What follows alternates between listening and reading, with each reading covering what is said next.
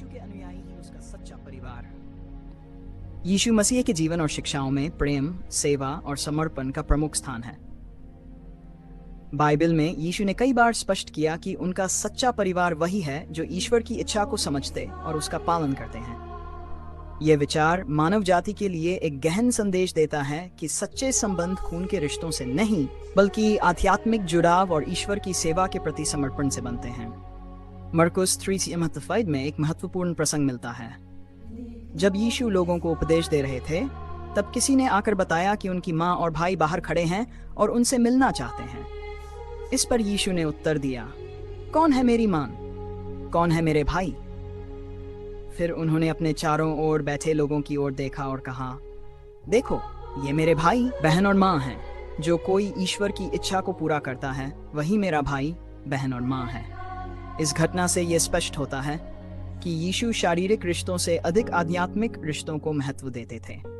यीशु का यह दृष्टिकोण केवल परिवार के बंधन को फिर से परिभाषित करता है, बल्कि यह सिखाता है कि हर व्यक्ति, चाहे वह किसी भी जाति, वर्ग या पृष्ठभूमि का हो, ईश्वर की सेवा और आज्ञाकारिता के माध्यम से उनके परिवार का हिस्सा बन सकता है। यह संदेश समावेशिता और एकता पर आधारित है।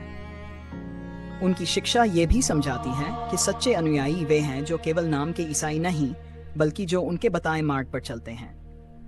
यीशु ने कहा कि जिस तरह अंगूर की बेल में शाखाएं जुड़ी रहती हैं, उसी तरह मेरे अनुयायी मुझसे जुड़े रहें। इसका अर्थ यह है कि उनके अनुयायियों का जीवन उनकी शिक्षाओं के प्रति समर्पित होना चाहिए।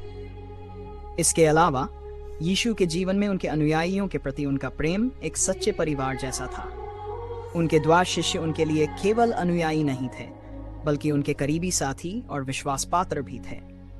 उन्होंने उनके साथ भोजन किया, उनकी समस्याओं को सुना और उन्हें आत्मिक मार्गदर्शन दिया।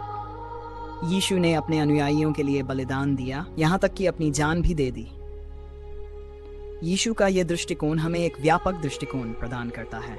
यह सिखाता है कि प्रेम, करुणा और ईश्वर की सेवा से बने रिश्ते जीवन को अर्थपूर्ण बनाते हैं। ये विचार समाज को जोड़ने और विभाजन को समाप्त करने का मार्ग दिखाता है। इस प्रकार यीशु के लिए उनका सच्चा परिवार वे लोग हैं जो ईश्वर के प्रति समर्पित हैं, उसकी आज्ञाओं का पालन करते हैं और अपने जीवन को प्रेम और सेवा में समर्पित करते हैं। उनका यह संदेश आज भी प्रासंगिक है और हमें एक बेहतर समाज और आध्यात्मिक जीवन की ओर प्रेरित करता है।